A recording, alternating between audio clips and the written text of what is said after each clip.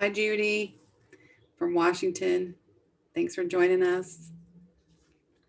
Leah from Montana. Sherry from New Jersey. Awesome. Welcome everyone to Kids Chance Give Back Better webinar. I'm Margie Mazer, Executive Assistant for Kids Chance of America, and I will be your host for this presentation. Today, our topic is Make an Impact Through Student Engagement and Outreach, presented by Cheryl Dessat, Membership Director of Kids Chance of America, along with our guest speakers, Dee Jones with Kids Chance Louisiana, and Suzanne Peterson with Kids Chance Arkansas, and Amy Gibbs with Argonaut, who I will introduce to you all in just a moment. Before we get started, I do have a few reminders for you. Please share your name and Kids Chance state you are representing in the chat box. The chat box is located at the top of your screen. Click on chat to open this feature up, and any questions you have should be entered in the chat box. We will be sure to take the time at the end of the webinar to answer as many questions as we can. With the number of people on this call, we do have everyone on mute so that all the information can be cohesively presented. And lastly, all of the materials from the webinar and the recording of the webinar will be made available on Kids Chance website and also sent to you in a follow-up email. Now I am pleased to present our three speakers for today's webinar. We have Dee Jones, is with Louisiana Bar Foundation Kids Chance Scholarship Program, and she's been working with Louisiana Bar Foundation committee since the late 2005. We have Suzanne Peterson, is a senior research analyst for NCCI, where she has worked for 20 years. She is on the board for Kids Chance of Arkansas, where she supports the mission of Kids Chance since 2010. And we have Amy Gibbs, has been an integral part of Argonaut's web team and senior graphic designer and web developer since 2003. Welcome, Cheryl, Dee, and Suzanne, and Amy. We look forward to this presentation, and I'll hand it over to you all. Awesome. Thank you so much, Margie. And again, welcome. As Margie said, if you're just joining us, please type your name and the state you're representing in the chat. We are so glad you're here, and you are in for a treat. We have an amazing lineup for you that we know you're going to enjoy. So just wanted to give you a little idea of what we're going to discuss today. So first, we're going to explore strategies for student engagement. Last time we met, we talked about how to unearth students. How do we find students? That whole student acquisition piece. So now that you've learned all the ways to attract students, you find students, you scholarship them, now what? So that's where this one picks up. We're also going to share tips and tools about a student care package program that the Council of State Organization Student Engagement subgroup has been working on. So really excited to share information about that. We'll also talk a little bit about the Planning for the Future program and why it's important and how you can really utilize that and maximize your that as a tool to engage students and engage the community at large. We're also going to explore the importance of data collection and security. It's, not the sexy topic, right? But it's so important. You really have to make sure that you're collecting your data and maintaining it in a safe and secure way. And then we're really going to talk about ways to streamline your productivity as it relates to student engagement. So I am just excited to have this stellar group to present with you today. So we're going to jump right in. First of all, before we get started, we do want to launch 2 poll questions. So Margie will be launching this first poll question, and then we have a second one. The first question is, does your state currently have a student engagement committee or team? So do you have a group of people in your Kids Chance organization that specifically works on student engagement? So you don't have to have a formal committee, but maybe someone in your maybe in your student outreach, your outreach communication committee. If you have a group of people that specifically think about student engagement. So I think Margie's going to launch that. So she'll give you a couple minutes. minute to answer that question. So again, it doesn't have to be formal. It's just, have you thought about, do you have a team? Even if it's one person, you know I work with a couple of states that it's really just maybe one or two people that really are concerned and think about student engagement. Has everybody answered, Margie? No, we've got a few more. Okay.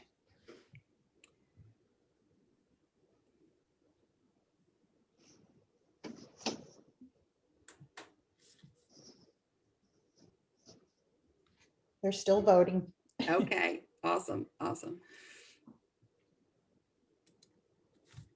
And as we close that poll, do you have everybody? Maybe. No, we've got 27 of 31, so All right. 87 voted. You want me to end the poll? Okay. And we're going to launch the second poll question, which is, does your state currently participate in a student care package program? Now, again, we're not saying a formal program. It can be as simple as mailing out cards to your students. That's really considered a student care package program. So it's not just the box of stuff that you're mailing. What we want to just really try to get our head around as we work with you today is, are you reaching out to your students at all? If so, once a year, twice a year, more than 3 times a year. We just want to get an idea of where we're landed on this. So I think Margie's going to launch that poll question and just take some time to answer that.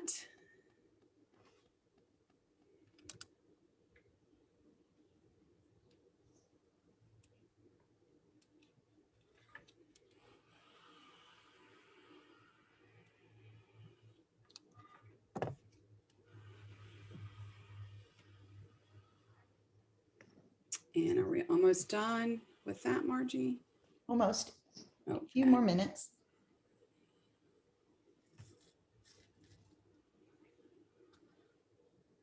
Okay. All right. So what we'd like to do is actually launch into the answer for that first poll question. The answers, I think, Margie, you can share those with us. So when we look at the question, does your state currently have a student engagement committee or team or one person, right? So I'm happy to say that 74% do, which is awesome. So that 25%, you're in the right place at the right time. We're going to help you through it. Okay, that is awesome. Thank you guys so much for participating. So as we said, when we look at how we make an impact through student engagement, you really are at the point of, okay, we have all these scholarships, all of these students we've scholarshiped, we're excited, they're excited. Now, what do we do with them? How do we engage with them? How do we make sure that they know how much we care and really have a communication? So that's where I would like to introduce Suzanne and Dee. Both of these ladies have worked hard the last year on the Council of State Organization student engagement subgroup, and they've really done a lot of this work for you. So I'm going to just kick it to them. Suzanne, if you want to get us started, or Dee, whoever wants to go first. I don't mind starting. So we wanted to give you different ways that you could engage with your students. We say care package a lot, but it's not quite what it always what you think it is. Like we said, birthday cards are great. Don't forget them at finals. Somebody graduates top of their class, or even just graduates is an accomplishment for some of them. So don't forget to recognize that and to send them something, just so that it's not just a check and we don't care about you unless you need a check again. So just try to find ways throughout the year to let them know that you're thinking of them, and ways that you can maybe just lift their spirits. Now, Dee, did you want to give our participants on today's webinar a little sense of what we've been working on in the Council of State Organizations subgroup? You're the chair, Suzanne's the co-chair, and you have great members, and we've really done a lot of work in this past year. Sure. The main focus for us through student engagement is for us to help the kid, or to make get relationships with the kids. And it goes both ways. And so that's like with the birthday greetings, when I try to make note on my calendar when it's a kid's birthday, and I'll send them a text. It's just simple, it's free, and it makes them feel good. And the other thing, I like to send encouragement to them too. Like we require that they send us their official transcript. And when I see that they've made the dean's list or that they've just improved greatly from the last semester or their last year, I just like to send them a little kudos. Good job. I see you're doing better, or you've made great strides this semester. Just Right. let them know that someone is noticing stuff like that. It's So, just the little things often. Yeah. and then of course, the care packages, as you said, and we've been going over that for a while. And that stuff is going to be available on the website, right? We're not, Yes. Mhm. we're gonna, Yeah. so. Yeah, so- And I know when we talked in preparation of this webinar, you really had a unique concept and kind of delivery around your award luncheon. If you wanted to, do you want to share a little bit about that? Yeah, this has been going on for longer than I've been involved with Kids Chance. We have an awards luncheon at our governor's mansion. They're very kind to let us do it there, and we invite our top sponsors as well as the students. And we try to make sure we have students and sponsors and a board member at each table. Everybody can kind of get to know each other. So we kind of make it an all-in-one luncheon where we give recognition to those that, if without them we wouldn't be able to do what we do, as well as the students. So it's a pretty swarmy affair we do once a year. It's pretty nice. Well, and it really is dual purpose. So you are Yes. engaging with your student. You're also really stewarding your donors, and you're really getting them to interact with your students, which is really smart. So Well, it's nice to see where your money's going. yes. That's always nice because you never know, you send a check off here and what happens to it. So it's nice that they can put a face to the names and really get to see where their money's going. Awesome. Now, I know many of your students share their testimonials with you. Sometimes you record them. Sometimes you just do photos with a little quote. Yep. What I'd like to share with the states is really encourage your students to share their story with the national entity, because we like to grab different stories from different states and showcase them in different ways. Sometimes you'll see them pop up in our chronicle. Sometimes you'll see them in my membership message. So there's just a lot of ways that we can highlight your students from a national perspective.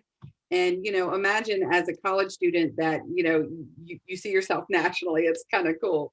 Yeah. So the other thing I think you were talking about, Dee, is really involving your students and their families, when you can. Yeah, we like to invite them to the events, like Suzanne said. And we like to invite or involve them with Kids Chance Awareness Week.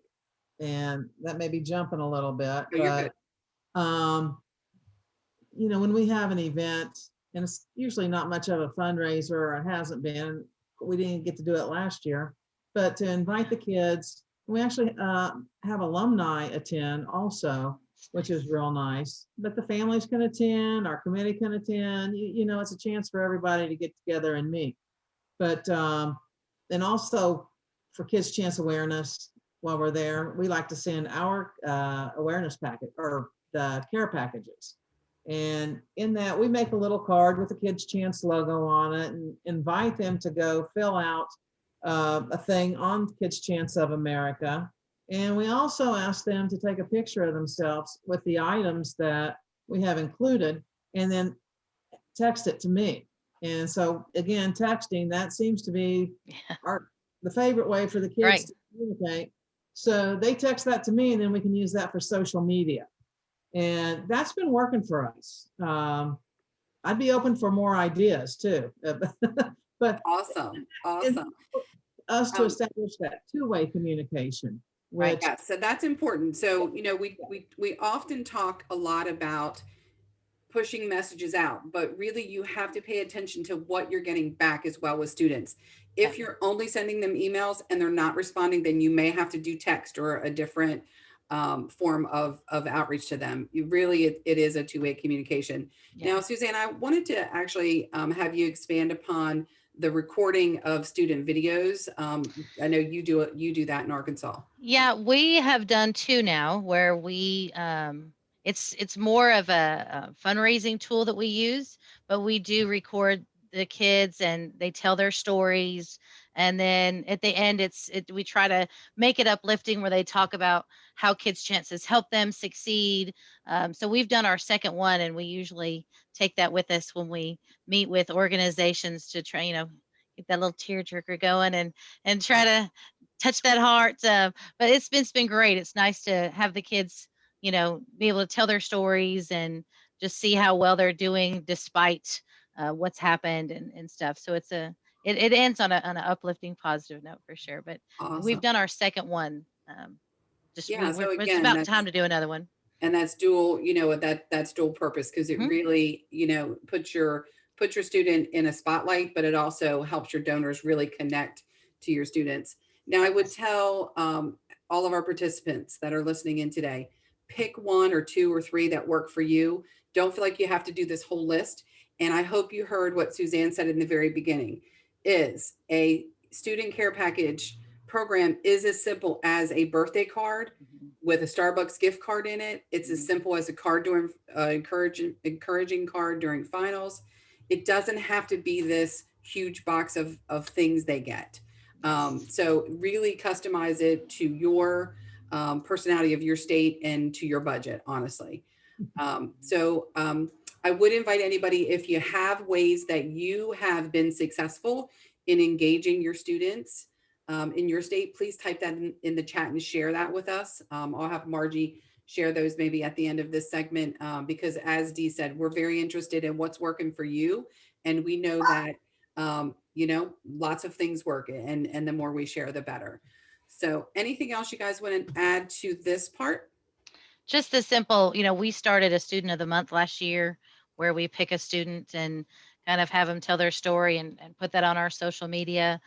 Just trying to get the kids' chance name out there the more we can. And so that's a simple thing to do. And that also involves your student, because send me a picture and talk about, what they're going to school for and what their goals are and those kind of things. So we've been trying to get the kids more involved that way. And that's a pretty easy way to get in touch with them, and learn more about them as well.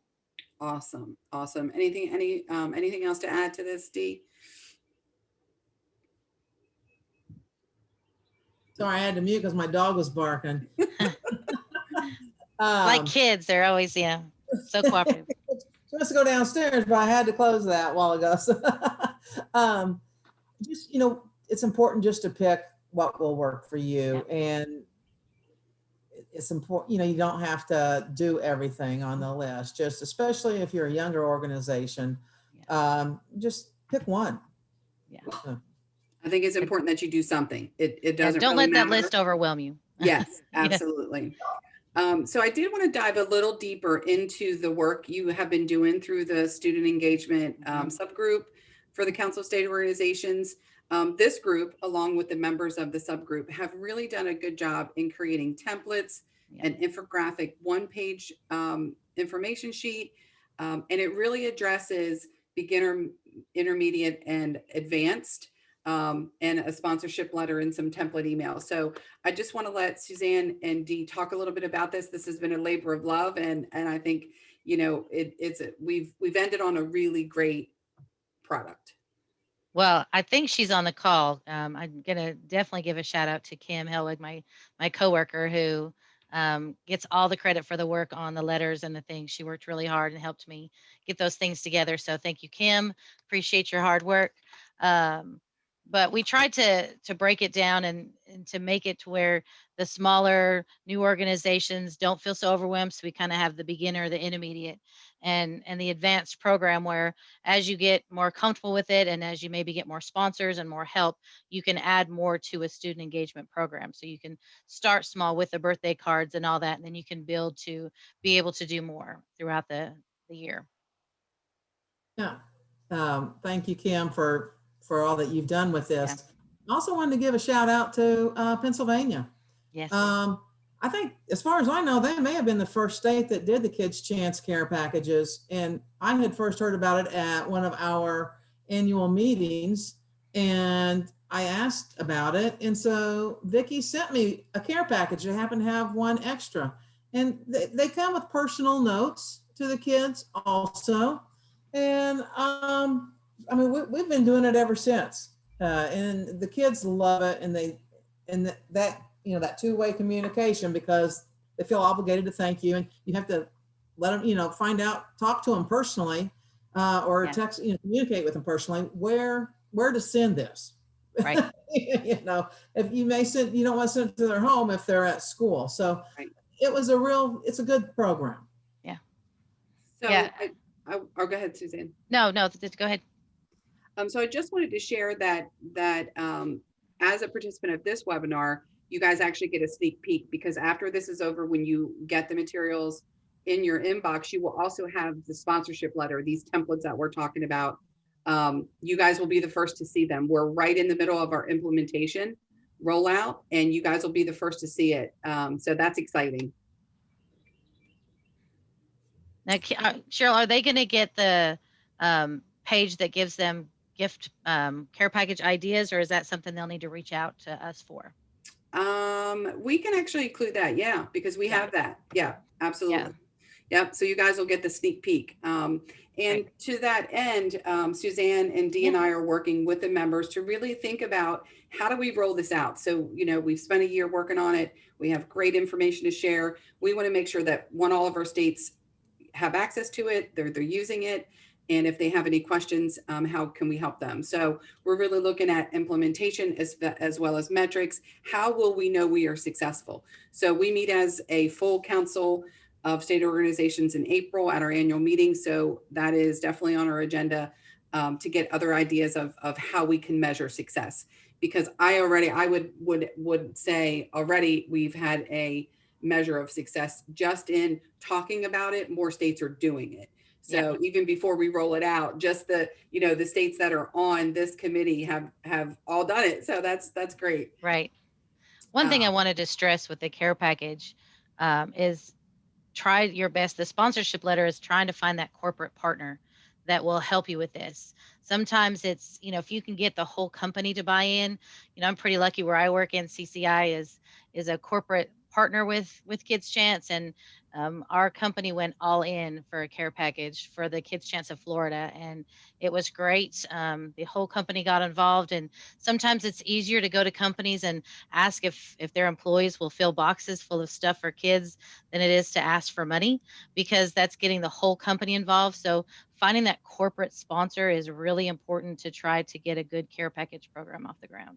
I love that, Suzanne. So I hope everybody heard her. So if you're feeling like you have a specific company that maybe, is not going to budge as far as a partner, to give you X amount of dollars, whole different conversation if you say, can you get your team together and fill 15 boxes for our students?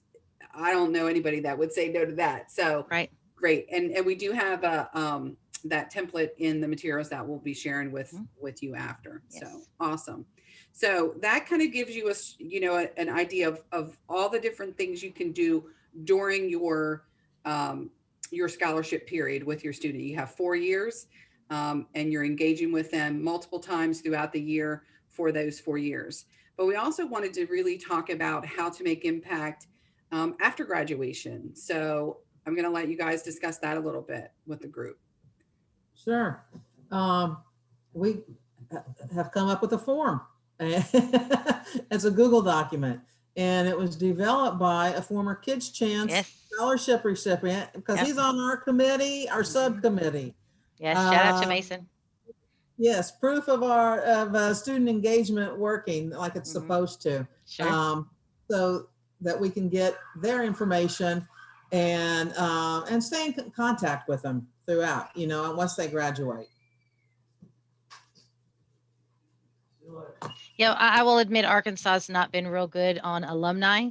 So just like all of you on the call, I've been absorbing the alumni part of this and how my state can be better about reaching out to past recipients and trying to get them more involved in Kids Chance. So I think inviting them to events, we've actually looked at including some alumni. We try to get some to come back and talk, but to maybe invite them to the luncheon and give them a place at the table so they can engage with current students and share their stories and maybe make a connection that the kids, didn't realize they needed. So we're looking at trying to involve our alumni and the things we're already doing as well.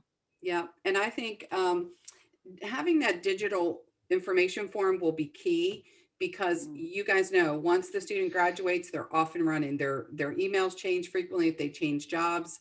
They may not you may not have the most current information. So if you could get them used to that digital information form, and our suggestion is, you'll see as we roll it out, is to really get them started like junior, senior year, getting used to this, so that when they are graduating seniors and they go off and live their wonderful life, that they do stay in contact. And as Suzanne and Dee said, really appreciate Mason. He gives us the perspective from an alumni point of view.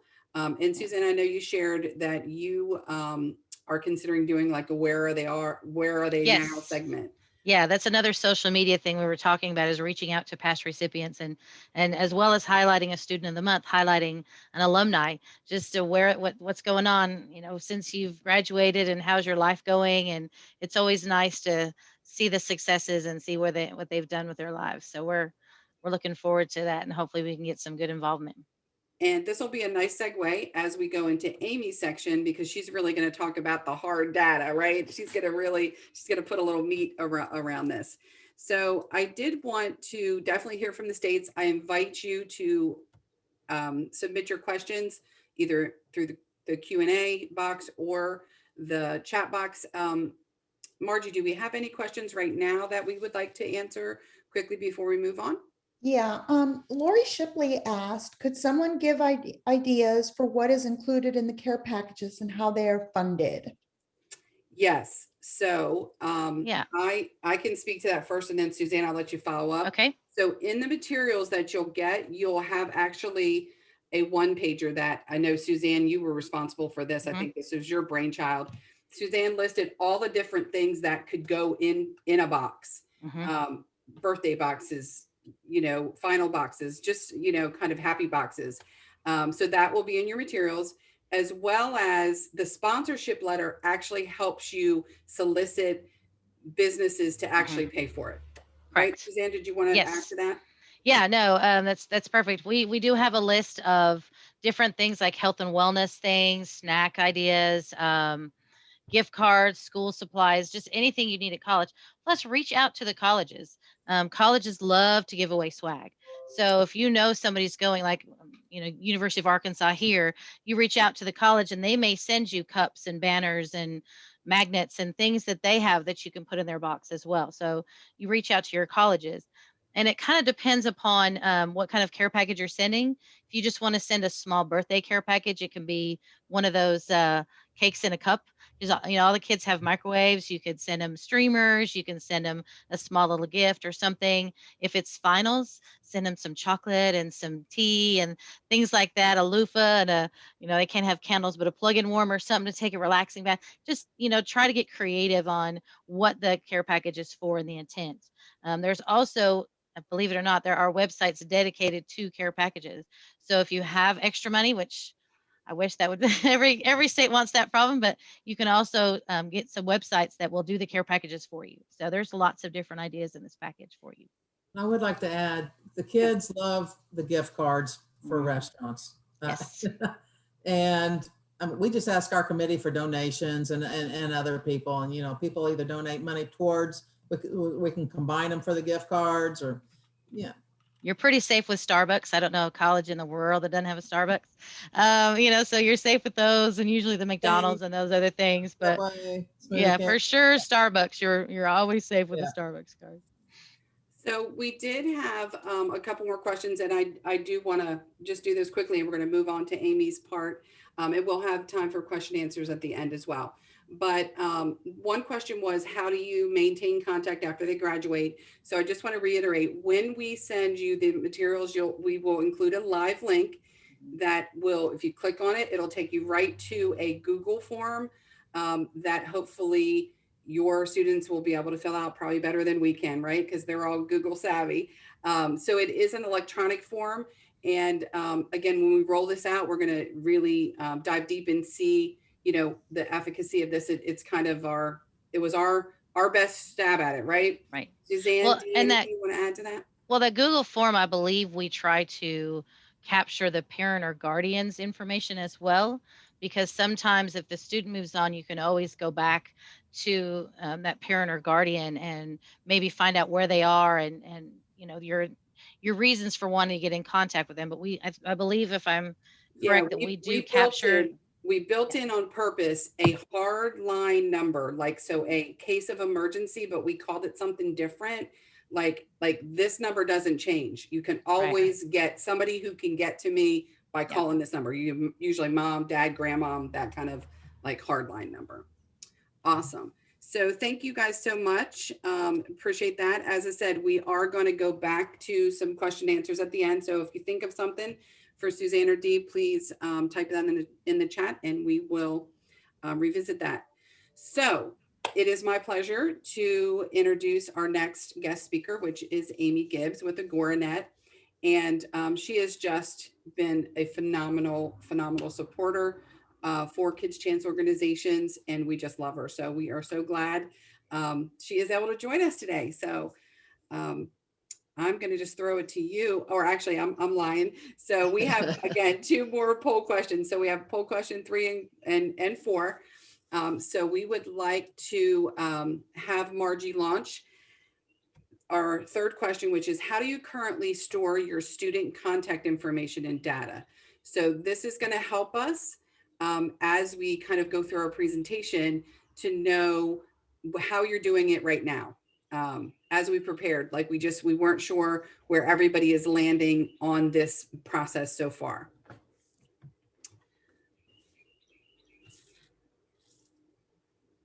So we'll give you about another 30 seconds. Are we doing good, Margie? Yes, got about 58%, 60 coming in, percent voted.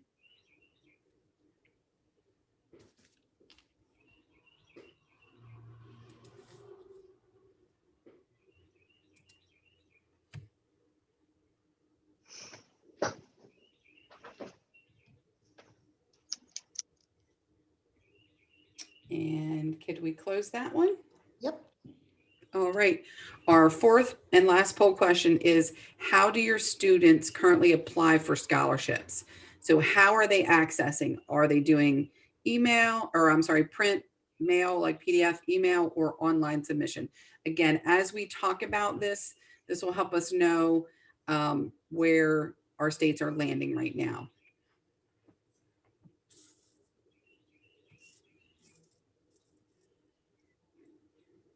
We're halfway there. Awesome.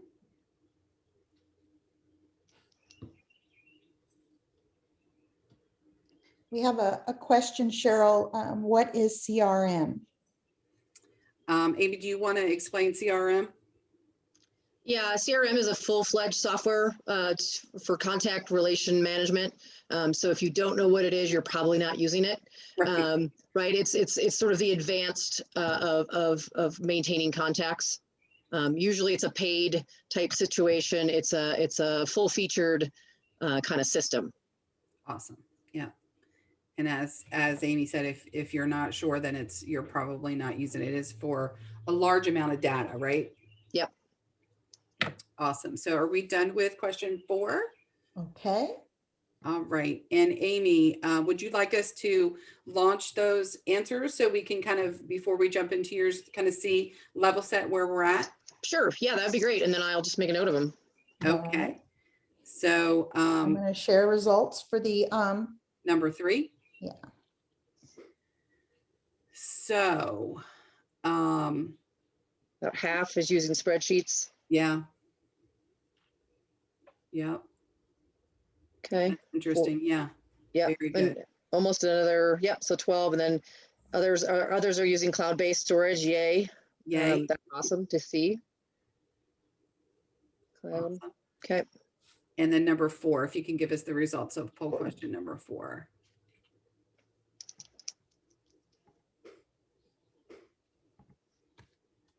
Okay. Well, that is awesome. 68% are doing online. And I was thinking that number would be high.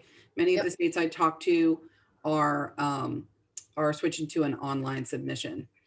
But it's interesting that still 41% are, mail or in print. Yep. Interesting. Okay. Awesome. Thank you. So I am going to kick it right to you, Miss Gibbs. Thanks, Cheryl. I appreciate the opportunity and always the invite from Kids Chance. I love being able to connect with the state organizations, and this is just another way to do that. A lot of times I'm having one-offs with state contacts, and it's really great to be invited to sort of the community event here on the webinar. So I appreciate the invite. Thanks so much. So who is a Gornet? It's not just me. We have a whole team. We are a full-service web and mobile development agency. I guess for the Kids Chance point of view, I'm the face of a Gornet, but I am not the owner. We have an owner, a board, and we have a full development team. So we build responsive websites, web applications, and mobile apps, actually. So for both iOS and Android. So that's kind of what our business does. We've been a proud partner and preferred website vendor of Kids Chance since 2013. I've worked with the Gornets since 2003. I've actually worked with Kids Chance before this, but that was kind of, we were working with Vicki Burkhart and her groups. So since 2013, we've worked with 28 different state organizations and counting, because I've had 3 or 4 prospect calls this week, actually, to talk about some other work we're going to potentially do. So we have built, redesigned, we help maintain, and we help expand and update the functionality of Kids Chance state organizations' websites. We also provide support for the Kids Chance, just the national website, so kidschance.org. They have a whole communications team. They're well versed in their website, but a lot of times there's a few situations where they need help, so they call on us and we support them. Mainly in the past few years, we have built some sort of custom programs and systems for them. So we have built the online state contact database, which you might all be familiar with, since March is the time that you are annually filling out your annual profile, updating your contacts for them so they know who your primary contact person is, who is your scholarship coordinator, and all of that. So it's a place for Kids Chance National to really know who your key players are on your board and your volunteers and all of that. So it's a place for you to tell them who those people are, so they know who to communicate with, who to send the chronicle to, who to keep their message going to. We've also built the online planning for the future collection, referral, and tracking system. We're going to talk about that in a little bit. Oh, there we go. First, the first slide. So we also provide support for this program. Most of you probably are familiar with it. It's a really initiative designed to identify potential scholarship applicants, and especially those not yet of college age, right? So kids whose parents have suffered an injury or a death on a work injury, a work situation, they can fill out this form. They can either fill out the postcard, actually kind of in print and send it to Kids Chance, or there's an online form where they can fill that out, and then we maintain that contact information. Twice a year, we're reaching out to those folks, to the guardians, and making sure, really just kind of a reach out and a kind of an outreach thing, just to sort of make sure that they're still there, that let them know that Kids Chance is still going to be a partner for them. And also it's to verify their contact information, right? Is your email still valid? Is your phone number still valid? If not, tell us, and we'll update it. So we're doing that twice a year to try to maintain the data that we have. And we get responses from parents. Thanks so much. Can't wait for my my kids are 10, 12, and 14 or whatever they are. And yep, our addresses hasn't changed or whatever. So it's a really exciting thing to reach out to them. So part of that is we collect the information and then we maintain it, make sure that it's verified. And then when the time is right, we're going to pass that along to the appropriate state. So once a month, a Gornet supports Kids Chance, and we go through the database and we query who's turned 16 in the last month. And those are referrals that we're going to then send to you, to the appropriate state. So once a month, we're doing that. And it's also real time. So if somebody's filling out that online form on the Kids Chance website and their kids are already of college age, they're over 16, that referral's getting sent to you automatically.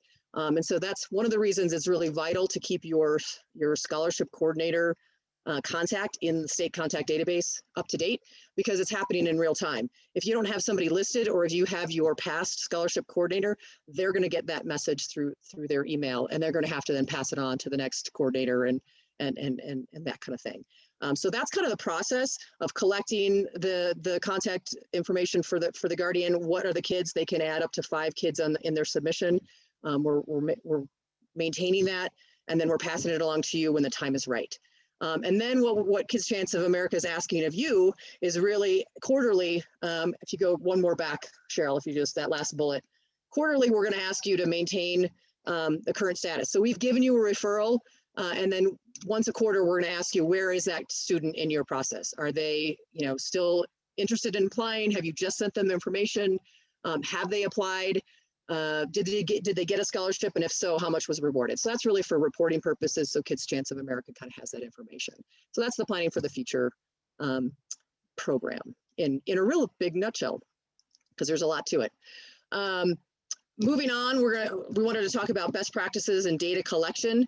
So moving yourself away from spreadsheets. So according to our poll, about half the group, the participants, are still kind of using spreadsheets on individual computers. And you probably realize that that's a tough way to do it, because then you're having to ask all of your board members to kind of send those into one place, or you're getting different versions of them. And is this the most up-to-date one? Is this the most up-to-date one? So really what we want to try to encourage you to do is move away from those kinds of things. And half of you are kind of starting to realize the beauty of the cloud-based systems, right? The Google of the worlds, the Google Drive. You could have a Google Drive, Google Contacts, right? So if you have a Google account for your organization, it's basically an address book for all of your contacts, and you can import them into that. You could use a program like a MailChimp or a Constant Contact. I think we only had a couple of people using that for their communication. And then some of the bigger programs, some of the programs that have a lot of contacts have been around for a number of years, or maybe are using a content relation management system, a CRM. Again, those are sort of the full-fledged, full-featured. They're really sometimes hard to understand and process, but it's definitely something that some states could potentially use. I think there was maybe one on the results that are using that. A lot of times, if somebody has a role in their company and they're used to using that kind of like a Salesforce, for instance, or something like that, they might consider using that type of program for their organization of their data for their state organization. So really, but the good news about moving away from individual stuff and looking to the cloud-based system is that it allows all of your team members to access that information from anywhere, right? So any place you are, you can kind of log into that and get the information. You can even export it and all that. It's another way to organize your contacts, right? So you can target your messaging. You can tag or filter those contacts based on the sort of filter that you have in place, right? Is the person a past sponsor? Are they a current sponsor? Were they a past applicant? So are they a past student? That, like an alumni, right? So there's all the different kind of buckets that your contacts might fit into, and you're going to be able to organize and tag them for that. So you can target the messaging. You really want to go beyond just sort of general blanket messages to all of your contacts, right? You want to be able to think actionable messages that you can send to specific donors and sponsors. Maybe they've given money in the past and you want to remind them of that, right? Rather than just, hey, do you want to support Kids Chance, right? So the messaging can be different if you have your contacts kind of tagged and filterable in that kind of way. So that's kind of the idea of cloud-based. The other thing that I would encourage you to do is potentially using your organization-specific email. So like an admin@kidschance.org, right? Kids Chance does a great job of that, and they have a number of email accounts that they use their domain name with.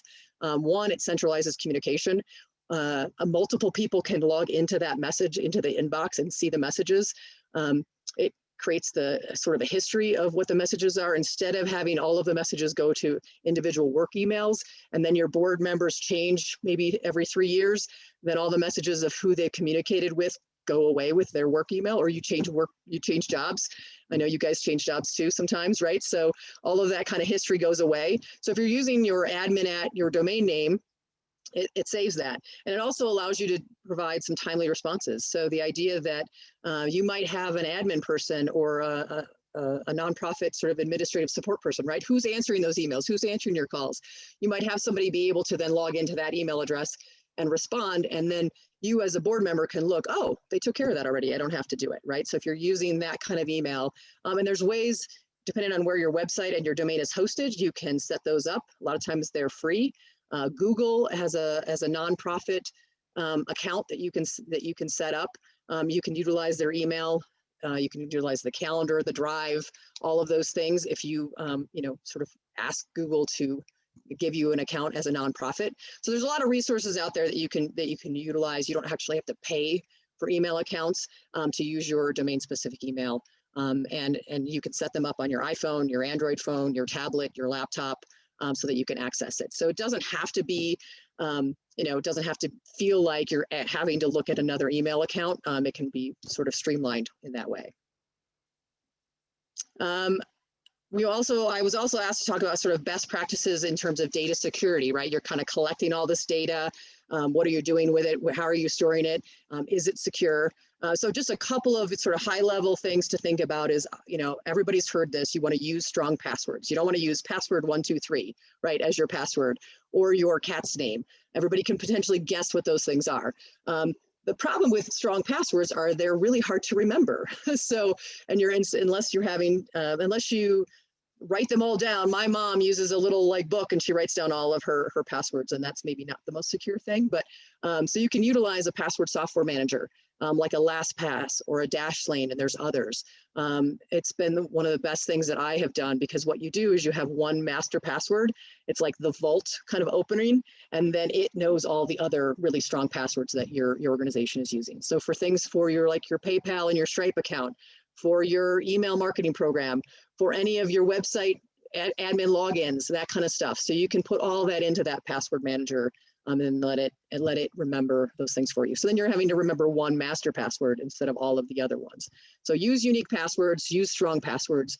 The other thing you can do is set up access control for things like PayPal and Stripe, for your payment gateways, or for your event management or event registration systems and softwares that you're using. A lot of these programs now are having these kind of a two-step verification. So if you have board member 1 logging in from one area and board member 2 who's traveled to a conference in Florida now and is trying to log in Florida, it's going to red flag that and say, nope, we don't think you are who you say you are, right? So this is the verification part of that. So really what you can do is all of these programs are allowing you to set up access. So you can give board member 1 and board member 2 separate access instead of the master login to that account. The good news about that is that when the board members change over, you can change that access level, right? You can sort of cut them off from that, and they don't have to maintain that. And you can give appropriate people. You can give your treasurer the login access to the bank account information stuff in terms of your PayPal or Stripe, your payment gateway. So giving the right people the right access rather than giving away your master login is something in terms of data security that I would encourage you to think about if you're not already doing that. Just in terms of your websites, I know that all of you, I think, have a website that's a domain specific, like your kidschance.org kind of website. If you're not using HTTPS or a secure certificate, I would encourage you to do that. Google is starting to kind of ding people for search results if you're not using HTTPS. They're starting to say your site is not secure in the little address bar. So it's important to use that. And if you don't know how to make your website that, let me know and we would be happy to help you. And your hosting account can actually help you too. So if you're hosted with kind of a general hosting place, they could potentially help you as well. Keep your website software up to date. A lot of the Kids Chance states are using WordPress or some other content management system for their website. It's important to keep that up to date and do routine backups. Never want your website you don't ever want to have where you don't have a backup and something happens and you don't have a restore point, right? So have a plan for updating your software and doing backups. And in terms of email security, just the general sense is don't send sensitive data over email. So that's kind of the high level data security kind of points. A couple of things to streamline productivity, online scholarships. I think we said 15 out of the 30 are doing an online submission. That's great to hear. There's plenty of ways you can do that in a secure fashion. I think that like some of the ones you know are using Google Forms. You can do. We've built actually for 13 different state organizations. We've built a scholarship portal where you can have your applicants securely submit details, allowing your appropriate logged in staff to review those submissions, kind of check on progress, see if kids are stuck. If you have a paper application, you can't really do that, right? You don't know what you don't know. So that kind of gives you a place to check in on if you have an online thing. It can be encrypted.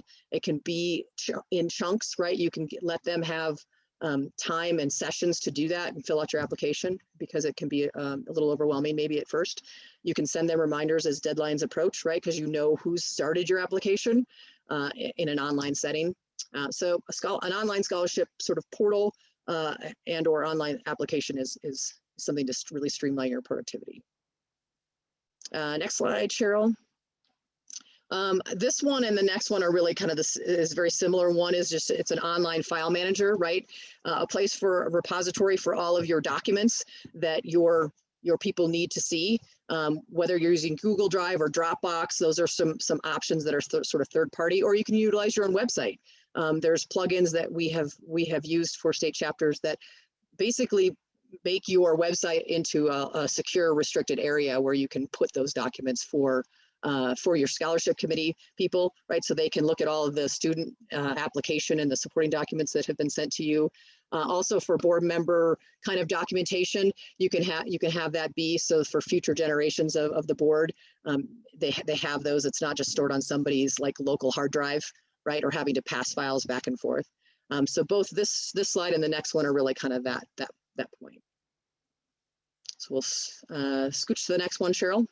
So another thing that a lot of the state groups have already used, 24 out of the 30 that we have talked with and worked with have utilized the Kids Chance of America website template, the brand that's built on WordPress, giving you a starting point, stock photos, that kind of thing. So if you're interested, if you're looking to redesign your website and wanting to kind of fit under the national umbrella of their brand, you can utilize this, and it's a great resource for the states. Another thing that we are a resource for you is that we, in terms of your productivity, we can help you with content updates to your website. We can help with the backup and the software updates for your website. We do graphic design work. This is one of the save the dates that we did for a golf outing for Connecticut. We've helped states do event registration and online payments, taking donor submissions and tracking the donors. So all those kind of systems that you might need to have, we can be a resource to help you do that. Awesome. Thank you so much, Amy. I know that was a lot of information. I'm like kept looking at my clock, so I'm sorry I talked really fast. But you're fine. I did get a question from Kathy at Kids Chance, Pennsylvania. Hi, Kathy. Her question is: do you recommend using admin@ versus info@ for emails? They've been using info@kidschanceofpa.org, but it frequently gets blocked by contacts because they think info@ triggers like a firewall. Does admin@ stand a better chance of breaking through? I have seen states use both. And not even just state organizations, not just Kids Chance, but a lot of businesses on the web use an info@. The problem comes when you have info@ like on your website and it then gets stored and then it's the spammable thing, right? And so you might consider using an admin@ or administrator or something else, a contact at your domain name, something that's maybe less guessable by some of the techniques, the spammer kind of things. The other thing is just to look at how you're communicating. Are you using a content like an email marketing to send out those email blasts, or are you sending it like kind of spoofing like on behalf of that email? So there's ways that people will flag them as spam depending on where they're coming from. right? So there's some questions there too. So it's not necessarily just the email address, it's how you're using it and how you're communicating and what systems you're using to sort of do that. That maybe is the problem, the flaggable offense. Awesome, awesome. And Lori, I'm going to connect you directly to Amy. She said she's new to all this, and thank you so much. This was very informative. She has some questions about pricing. Okay. So I will connect you guys offline. Perfect.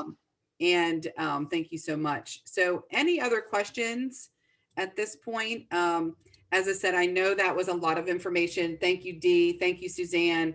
Thank you, Amy. I thought this was a really nice way to bring both worlds together. So the warm fuzzy, how do we love on our students? And the facts and figures of how do we maintain this data? So I thought it was a perfect complement.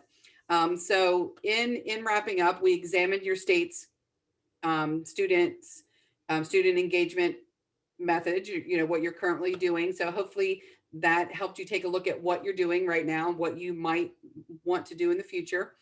We explored benefits of doing a student care package program, which again, doesn't have to be this grandiose thing. Start small and build. We've applied best practices on how to collect, manage, maintain your student data in a comprehensive way.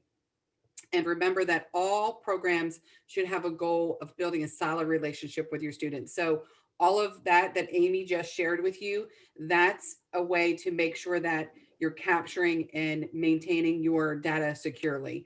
So thank you again so much for all three presenters for sharing that information. So what you can expect in the next few days is look for a survey. Margie will be sending that out. She'll give you instructions of how to access the webinar recording, and make sure you visit our website, Kids Chance of America. We have an extensive resource library. All of the past webinars are housed there. We'd love you to take a look at any past webinars that you may have missed. So in closing, I would like to give a shameless plug to our next webinar, which we actually are taking April off because of our national conference. We have way a lot of stuff going on in April. So we opted to convene again in May. May 19th will be Vicki Burkhardt, and she will be talking about stewardship, the value of thank you to ensure continued support. So we appreciate that. And I think that's it. Am I forgetting anything, guys? Margie, am I forgetting anything? No. I think we are good. And we did it in record time. Awesome. We're right at 4 o'clock. Thank you guys so much for joining. We appreciate it. And as we said, we will be getting these materials right out to all of the participants. And also you can share this recording with other board members. And I do want to have one more shameless plug. If you have not registered for our national conference, please do so today. And the beauty of virtual is multiple board members can jump on. So encourage your board to plug in. We know that you may not want to watch every single thing, but please register and pick and choose what you'd like to participate in. We have a great conference lined up. So thank you. Cheryl, I believe I'm now registered. So yay. And listen, I am watching registration. So if you're not registered, you're going to be getting a call from me if you haven't already. yeah, or get publicly humiliated on a call. Thank you so much, guys. Have a great day. Thanks for having us. Thanks. Thank you. Bye-bye.